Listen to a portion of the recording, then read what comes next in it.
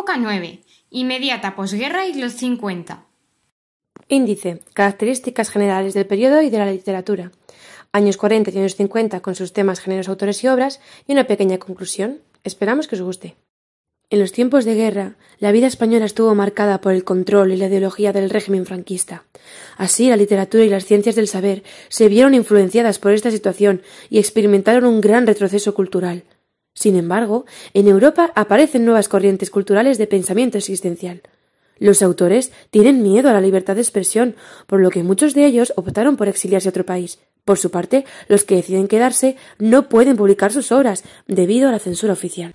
Más adelante, en los años 50, surge una minoritaria conciencia innovadora, conocida como la generación de los 50, la cual se rebela en contra de la ideología del régimen, lo que conocemos como la literatura social. Pretenden profundizar en el conocimiento de la realidad o evocar recuerdos y experiencias personales.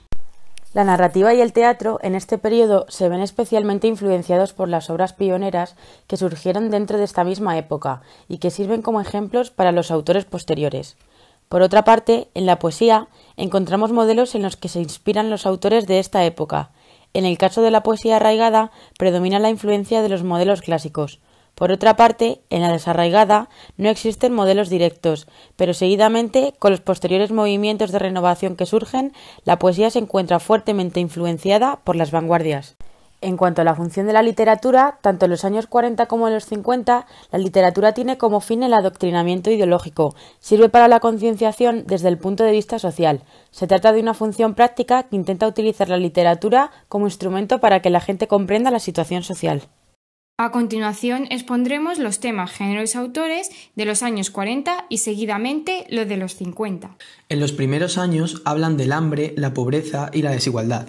Abundará la evasión de la realidad, la exaltación patriótica y de apoyo al nuevo régimen y más adelante un cierto descontento con la situación política y social del país. Género lírico. Es el género más utilizado. En los primeros años la poesía va a tener un tono belicista y de exaltación del franquismo.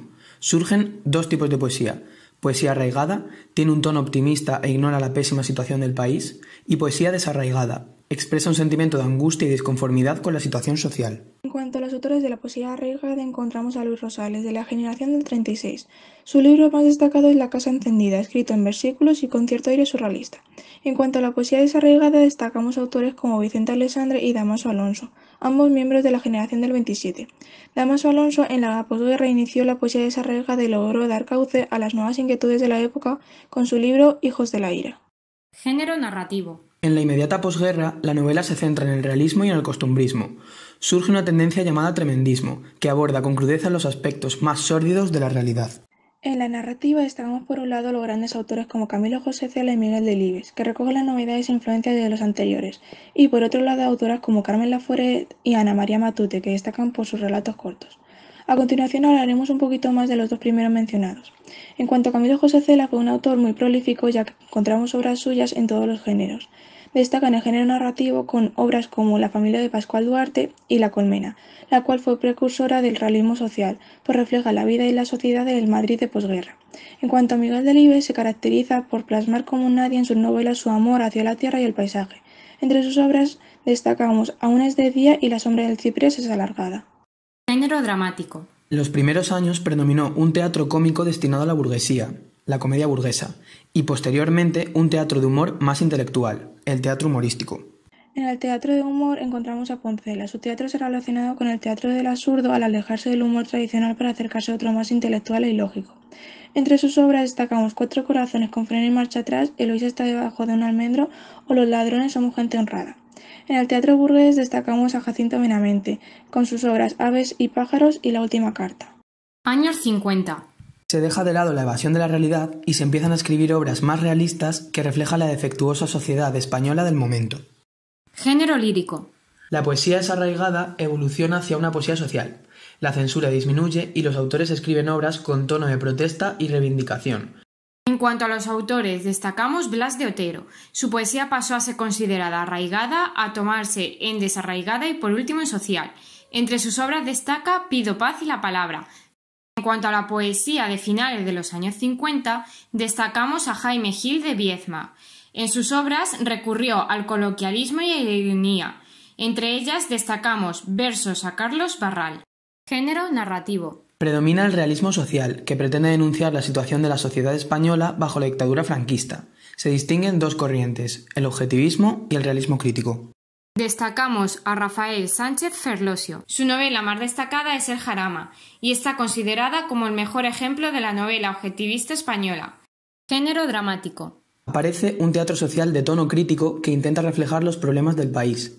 Dentro del teatro social se encuentran el posibilismo, formado por autores que pretenden atenuar o camuflar la crítica para estrenar sus obras, y el imposibilismo, formado por autores que quieren expresarse con libertad aunque les suponga problemas con la censura. Destacamos autores como Antonio Buero Vallejo. El teatro social se inicia con su obra Historia de una escalera. Este autor pertenece a la tendencia del posibilismo. Por otro lado, Alfonso Sastre. Este destaca con obras como Escuadra hacia la muerte y La mordaza. Este autor pertenece a la tendencia del imposibilismo. Y por último destacamos a Miguel Miura, que escribió su primera y mejor comedia, Tres sombreros de copa, en los años 30, pero no se consiguió representar hasta 20 años después.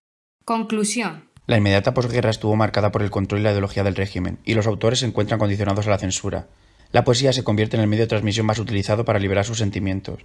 En los años 50 triunfa la literatura social con obras más realistas que reflejan la sociedad española. Surge la generación de los 50 que se rebela en contra de la ideología del régimen y pretende profundizar en el conocimiento de la realidad o evocar recuerdos y experiencias personales.